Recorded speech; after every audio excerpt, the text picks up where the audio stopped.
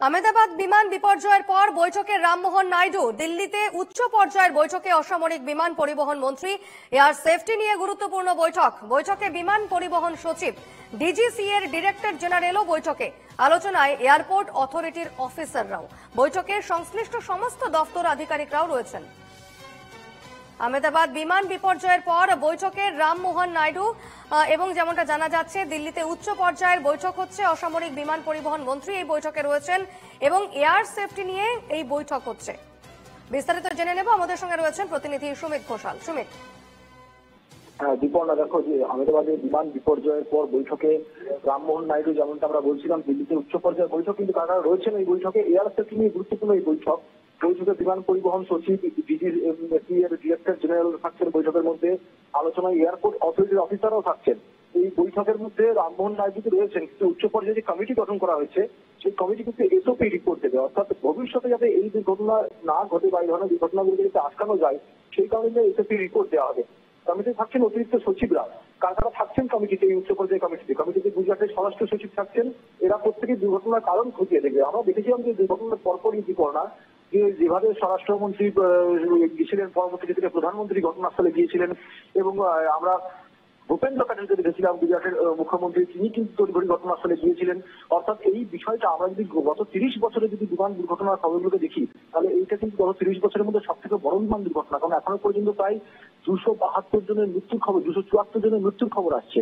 আমরা যদি একটা বিমানের মধ্যে 242 জন যাত্রী, তার মধ্যে 241 জনের মৃত্যু হয়েছে, একজন বেঁচে গিয়েছেন। 241 জনের মৃত্যু অনেক ভয়াবহ বিমান দুর্ঘটনা। এই দুর্ঘটনার কারণ হিসেবে কিন্তু বারবার করে বোয়িং সংস্থার উপর যে ড্রাইভার চাপানো হচ্ছে, কারণ বোয়িং এর বহু ত্রুটি রয়েছে। সেই ত্রুটিগুলোকে পুঙ্খানুপুঙ্খভাবে পর্যালোচনা করা, বিশ্লেষণ করা এবং কোথায় কোথায় গ্যাপগুলো ছিল। কারণ বোয়িং এর যে অন্যতম একজন আধিকারিক তিনি ছিলেন, তিনি কিন্তু বোয়িং এর বিমান সংস্থার এই যে ত্রুটিগুলো ছিল সেগুলো নিয়ে কিন্তু বিস্তারিতভাবে জানিয়েছিলেন এবং সেই কারণের জন্য তাকে শাস্তি স্বরূপ তাকে কিন্তু একটা সাধারণ কর্মচারী হিসেবে অন্য জায়গায় স্থানান্তরিত করে দেওয়া হয়। এবং যখন পরবর্তী ক্ষেত্রে এই দুর্ঘটনাটি ঘটে তখন বোয়িং এর তরফ থেকে কিন্তু একটি উচ্চ পর্যায়ের কমিটি তারাও কিন্তু আসছে তারা এই তদন্ত করতে। সবকিছু মিলিয়ে এই বিমান বিপর্যয়ে ইতিমধ্যে সব থেকে বড় ঘটনা হয়ে দাঁড়িয়েছে। কোন কোন দিকগুলো খুঁজে বার করা হয়, কোন কোথায় কোথায় ত্রুটি ছিল সেগুলো খুঁজে বার করা হয়, সেগুলো কিন্তু এখন এই উচ্চ পর্যায়ের কমিটির প্রধান। একেবারে সুমিত, আরেকটি বিষয় তোমার কাছে আসবো। বিমান দুর্ঘটনায় উচ্চ পর্যায়ের কমিটি গঠন করা হয়েছে যেমনটা জানা যাচ্ছে এবং উচ্চ পর্যায়ের কমিটি গঠন করেছে অসামরিক বিমান পরিবহন মন্ত্রক। মূলত এই যে কমিটি গঠন করা হয়েছে অসামরিক বিমান পরিবহন মন্ত্রকের পক্ষ থেকে, সেই কমিটি কি করবে, তাদের মূলত কি কাজ হবে সে বিষয়ে কি তথ্য পাচ্ছ? কি করবে এই কমিটি? এই কমিটি কিন্তু মূলত দেখবে যে কোথায় গ্যাপ ছিল।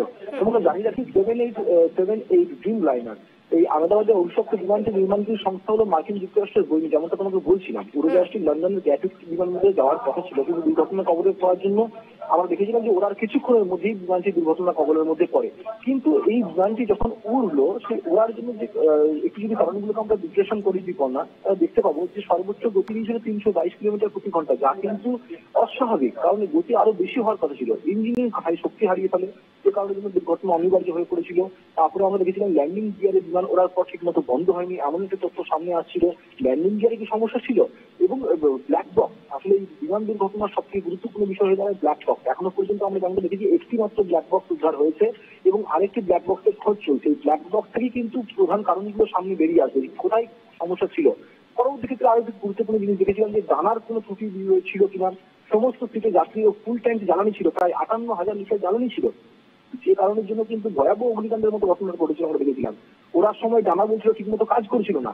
তাহলে যদি মেডিকল, একটা পাইলটের ক্ষেত্রে কোনোদিনই মেডিকল যেন না হয়, এটা সবসময় পাইলট প্রার্থনা করে। এবং মেডিকল হচ্ছে শেষ কল, যেখানে আর কিছু করার থাকে না। হয় মেডিকল করার পর বিমানটিকে কোনো সমুদ্রে বা কোনো জল জায়গার মধ্যে অবতরণ করতে হয়, নাহলে কোনো আর উপায় থাকে না। সেটাও কিন্তু করা হয়েছিল, কিন্তু বিমানের ক্ষমতা থেকে বেশি ওজনের বহন করা হচ্ছিল বলে এমন একটা অভিযোগ উঠছে।